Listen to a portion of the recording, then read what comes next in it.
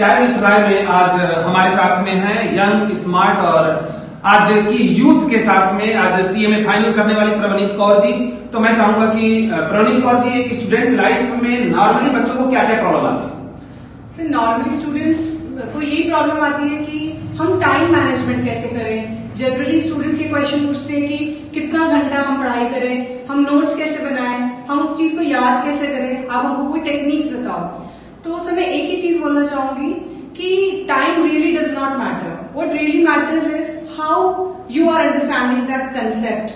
अगर हम tuition regular attend करें, हम टेस्ट सीरीज रेगुलर अटेंड करें और हम अगर एक्टिव लर्निंग करें, एक्टिव लर्निंग मतलब हम ट्यूशन में हमको जो सर पढ़ा रहे हैं हम उसको घर जाके उसको सिर्फ याद न करें, रादर हम उसको समझें, उसके कंसेप्ट को अगर हम समझें तो वो चीज हमारे दिमाग में ज्यादा बेटर बैठ सकती है। तो ये स्टूडेंट को समझना चाहिए।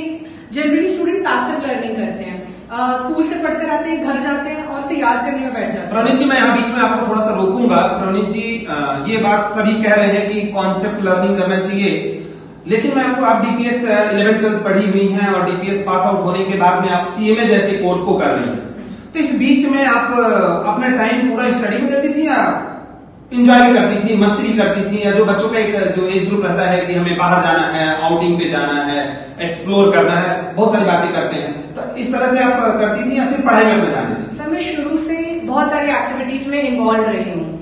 तो मुझे जो चीज ये समझ आई कि हमें हर चीज में बैलेंस बना के रखना चाहिए। ये नहीं होना चाहिए, मैं काफी सोशल एक्टिविटीज में भी इन्वॉल्व हूँ, मैं कथक डांसर भी हूँ, सीएमए भी कर रही हूँ, इसके अलावा पब्लिक स्पीकिंग भी करती हूँ। तो लाइफ में और सब एक्टिविटीज के बीच में एक बैलेंस मेंटेन करके चलना चाहिए। ये नहीं होना चाहिए कि मैं पढ़ाई अवॉइड करूँ क्योंकि मुझे दूसरी एक्टिविटीज करनी है, या मैं दूसरी एक्टिविटीज को छोड़ दूं क्योंकि मुझे पढ़ाई करनी है। हाँ प्रवनीत जी, आप जो बता रही हैं कि पूरी चीजों को आप मैनेज करती थी, लाइक कथक भी आप बहुत अच्छा करती हैं, सोशल एक्टिविटी में भी इन्वॉल्व रहती हैं, इसके अलावा आपने सीएमए जैसे कठिन समझे जाने वाले एग्जामिनेशन को एक बार में पास की है, डीपीएस से 12th पास आउट है। तो इन पूरी चीजों को मैनेज करने में आज के डेट में यूथ को बहुत ज्यादा प्रॉब्लम हो रही है। यूथ पढ़ नहीं पा रहा है या नींद ज्यादा आती है, तो इन सब चीजों से आप भी परेशान हुआ करती थी या ये सब प्रॉब्लम आपके साथ नहीं होता? सर बिल्कुल परेशान होती थी, क्योंकि सर आज हम सब गोल ओरिएंटेड है, हमें पता है कि हमें अपनी लाइफ में आगे क्या करना है, बट कोई भी लोग उस प्रोसेस में इंटरेस्टेड नहीं है, उन प्रॉब्लम्स को बेसिकली उन प्रॉब्लम्स को फेस करना नहीं चाहते। हमको सबको पता है कि हाँ हमें चीज चाहिए, हमें आईएएस ऑफिसर बनना है या आईपीएस ऑफिसर बनना है, but we are not interested in that process. अगर हम उस प्रोसेस को, उस रियलिटी को एक्सेप्ट करें तो शायद हमारे लिए थोड़ी चीजें आसान हो।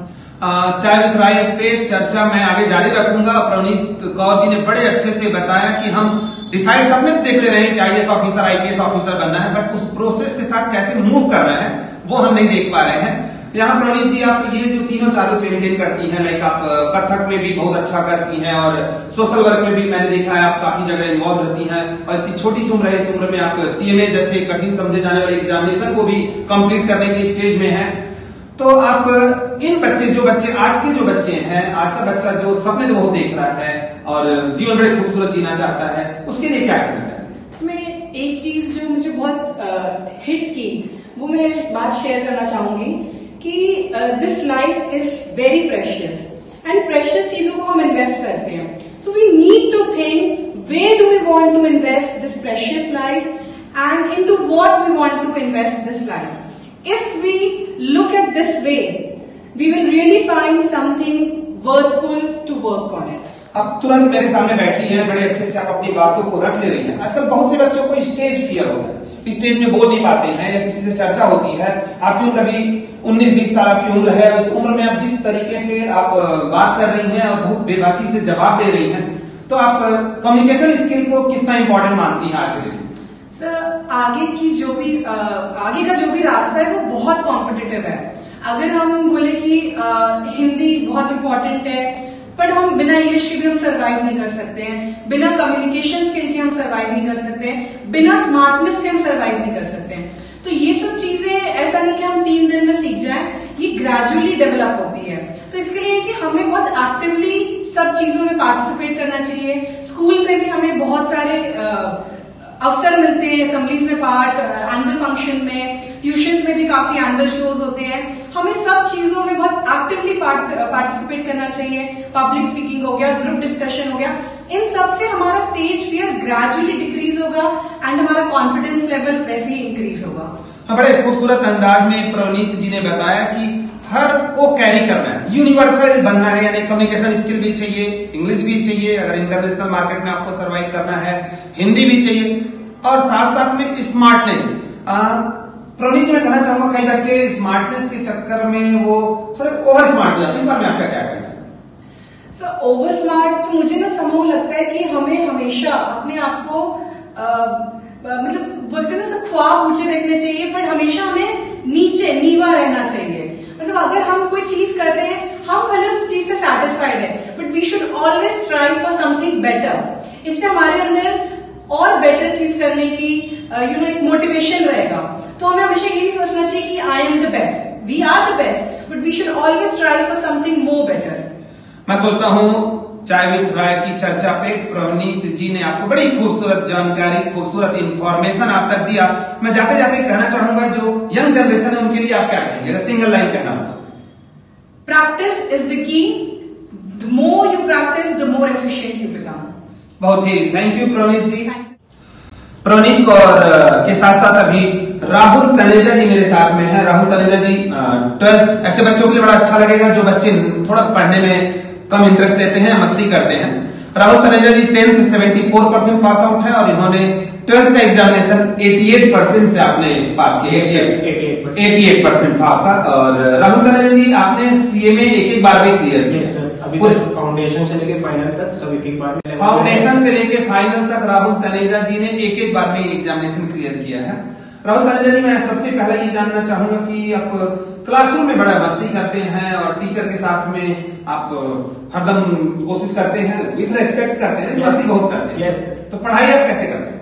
पढ़ाई को टेंशन के रूप में तो कई बार हमको लेना नहीं चाहिए। मस्ती का माहौल बना रहेगा तो टीचर भी खुश रहेगा, खुशी से पढ़ाएगा, हम लोग भी खुशी से पढ़ेंगे। तो ये पढ़ाई को एक बहुत ज्यादा हुआ नहीं बनाना चाहिए कि पढ़ाई करना है, मस्ती करो, मस्ती के साथ पढ़ाई बल्कि ज्यादा अच्छे से होती है। राहुल तनेजा जी, अगला पूछूंगा, कई बार ऐसा नहीं लगता है कि क्लासरूम के अंदर आप मस्ती करते हैं तो टीचर आपके ऊपर इरिटेटेड होते हैं, गुस्सा होते हैं, तो आप कैसा लगता है? टीचर अक्सर ऐसा होता है कि बहुत बार टीचर इरिटेट हो जाते हैं क्योंकि हमको नहीं पता टीचर का क्या माइंडसेट चल रहा है, वो किस रूप से दूसरी क्लास से निकल के आ रहे हैं। लेकिन हम लोग तो पहली बार क्लास में घुस रहे हैं तो हम लोग तो अपना मस्ती करते हैं।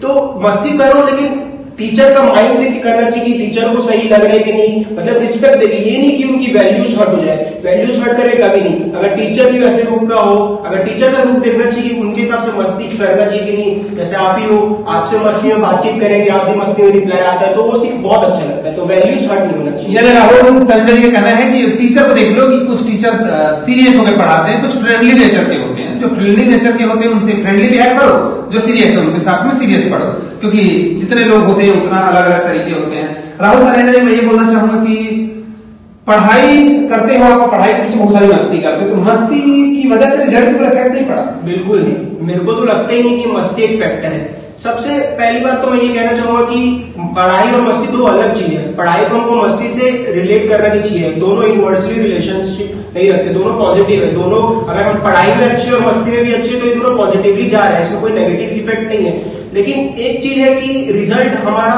किसके ऊपर डिपेंडेंट रहता है? प्रोसेस के ऊपर। और प्रोसेस क्या होता है? पढ़ाई होता है प्रोसेस। तो प्रोसेस जो पढ़ाई है उसको हमको करना है, लेकिन इसका ये मतलब ये थोड़ी ना कि हमको मस्ती नहीं करना है। मैं तो अभी तक जितना भी किया सब मस्ती, लाइन से मस्ती, कुछ ऐसे एकदम चिल हो गया हम लोग मस्ती करते हैं। जब पढ़ाई का टाइम होता है तब पढ़ाई करते हैं। ऐसा नहीं कि जब पढ़ाई कर रहे कुछ कोई समझा रहा है या जब हम लोग खुद समझ रहे तो उसके बीच में फोन उठा ले।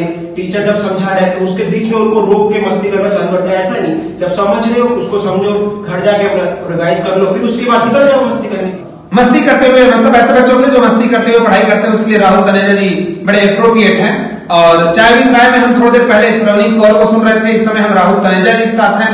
तो ऐसे बच्चे जो मस्ती करते हुए पढ़ाई करते हैं, इन्होंने अपनी यात्रा 74 से 88 एंड देन एक बार में सीए में फाउंडेशन, इंटर, और ऐसे बच्चों को बताऊं इन्होंने 12th इकोनॉमिक्स में 100 में 100 मार्क्स लाया था।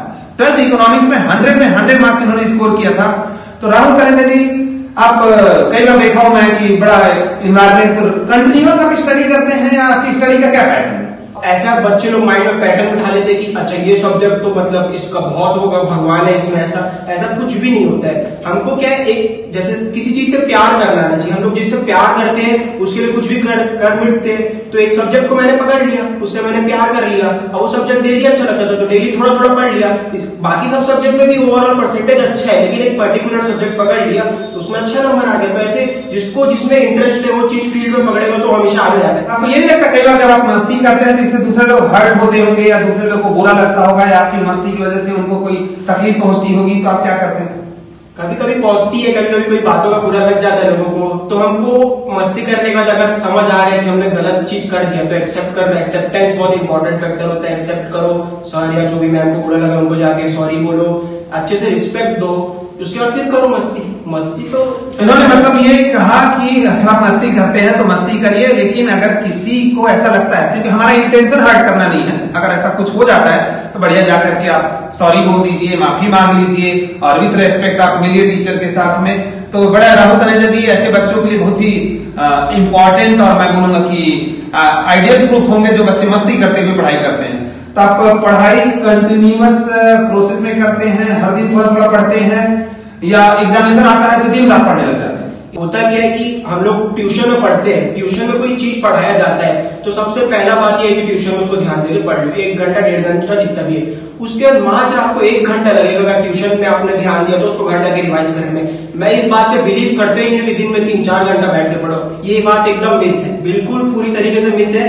लोगों को मन में हाइप बना के मत रखो कि हम 3-4 घंटा नहीं पढ़ेंगे तो हमारा रिजल्ट बिल्कुल भी नहीं आएगा, ऐसा कुछ ही नहीं है। ट्यूशन में, स्कूल में, कहीं पे भी जहां से आप कोचिंग प्रोवाइड कर रहे हो वहां का अगर ध्यान दे दिया और घर में जाके मात्र 1 घंटा पढ़ लिए तो वो चीज आपको 7 दिन तक रिवाइज रहता है। 7 दिन तक, अगर 7 दिन के बाद सेम चीज आप दोबारा देख ली तो और 7 दिन तक रिवाइज रहता है, बस उसके बाद आपको परमानेंटली रिवाइज हो जाता है। तो बस आप जाके फोकस करो, घर में जाके एक बार पढ़ लो, मात्र आधा 1 घंटा लगेगा घर में रिपीट करने का। उसके बाद फिर आपको एग्जाम में बुक खोलने का जरूरत पड़ेगा, जो पढ़ाया जा रहा है उसको एक बार पढ़ लो, इस बात पे फोकस कीजिएगा। राहुल तनेजा जी ने बड़े अच्छे से ये बात कही कि आपको जो स्कूल में या इंस्टीट्यूशन में या कोचिंग में जहां भी जो पढ़ाया जाता है उस पार्ट को आप घर में जाके रिवाइज कर लो, फिर 7 डेज के बाद एक बार और रिवाइज कर लो, और एग्जामिनेशन के समय तो ऑटोमेटिक पढ़ाई का आवर अपने आप बढ़ जाता है और आप अच्छे से पढ़ते ही हैं। राहुल जी, ऐसे बच्चों के लिए जो पढ़ाई कर रहे हैं, क्योंकि चाइल्ड विद राइट की इस चर्चा में आगे हम अलग पर्सनालिटी से मिलेंगे, लेकिन अभी हम उन बच्चों से आज मिल रहे थे, प्रणीत कौर, इसके बाद राहुल तनेजा जी, जो बच्चे रियल में इस समय स्टडी कर रहे हैं, जिनकी उम्र अभी 20 साल के आसपास है। तो शायद आप ज्यादा यूथ को अच्छे से कनेक्ट कर पाओगे। यूथ को अगर 2 अच्छी बातें बतानी होगी तो आप क्या बताना चाहोगे? मैं ये बताना चाहूंगा कि पढ़ाई कुछ नहीं होता है, सब कुछ पढ़ाई नहीं होता है। आपको जिस चीज में पैशन है, मैं एकदम विनती करना चाहूंगा कि जिस चीज में पैशन है उसको 100% फॉलो करो, भले घर वाले मान रहे हैं या नहीं मान रहे। जो टीचर्स हैं, जो पर्टिकुलर फील्ड के प्रोफेशनल्स हैं, उनसे एक्सपर्ट आप राय ले लो उसका, लेकिन उसी चीज को फॉलो करो। सिर्फ पढ़ाई नाम से फोकस नहीं होता है। तो आजकल यूथ में सबसे ज्यादा ये है कि हम लोग पढ़ाई नहीं करेंगे तो ऐसा कुछ नहीं होगा। आजकल डेवलप हो गई है, पूरा वेब इंडिया हो गया है, आप सब सीरीज सब कुछ देखते हो तो उसमें सबको पता चलता है कि किसका क्या टैलेंट है और कौन कहाँ के रूप में निकल रहा है। तो पढ़ाई तो सबसे पहली बात कोई फोकस नहीं है। इसी से मैं रिलेटेड दूसरी बात बताना चाहूंगा कि जिस चीज से पहली बार में प्यार, फर्स्ट बार में प्यार कर लिए, उसी प्यार को आखिरी तक लेके जाना तो ही आपको सक्सेसफुल हो गए लाइफ में। नहीं तो मेरे को तो नहीं लगता, अभी मैं इस 19 ईयर्स का हूँ, उतना कुछ अभी मैंने सीएमए वाला दिया, अभी मैंने फाइनल दिया है, लेकिन अभी तक जो चीज करते आ रहा हूँ उसको लाइन से ध्यान दिया तो एक बार में हुई है। तो मेरे को यही लगता है कि जो जिस चीज को मैं इंटरेस्टेड हूँ उसको ही करते जाऊंगा और ध्यान दूंगा, फोकस करूंगा, सब कुछ करूंगा, लेकिन जो पर्टिकुलर फील्ड मैंने पसंद किया है उसी में ध्यान रखे कि आगे जाऊंगा तो ही मेरे को सक्सेस मिलेगा। और रिस्पेक्ट सबसे उसी के साथ साथ रिस्पेक्ट देना सबको बहुत इंपॉर्टेंट होता है। कभी भी इगोइस्टिक मत बनना, एटीट्यूड मत करना, ईगो नहीं रखना, एटीट्यूड नहीं रखना, और जो पैशन है उस पैशन पे कंटिन्यूटी, यानी अपने पैशन को प्यार करो। बट मैं आज की यूथ, आज की जनरेशन को यह भी कहना चाहूंगा कि पैशन और हॉबी 2 अलग चीज होती है, इस बात का ध्यान रखना। आप कहीं किसी आजू बाजू पंडाल में थोड़े बड़े डांस करके आप ये नहीं बोल सकते कि डांस मेरा पैशन है। आप थोड़े बहुत बाथरूम सिंगर बनकर के ये नहीं सोच सकते कि सॉन्ग मेरा पैशन है। अगर जिसमें डूबो उसमें एक हद तक जाओ, उसे प्यार करो, ये हमारे राहुल तनेजा जी का है। मैं सोचता हूँ आज की यूथ को, आज की जनरेशन को प्रवनीत कौर और राहुल तनेजा से बहुत कुछ जानने, बहुत कुछ समझने को मिला होगा। फिर आगे हम मिलेंगे किसी नई शख्सियत के साथ, किसी नए व्यक्ति के साथ में चाय विद राय में। All the best, good luck.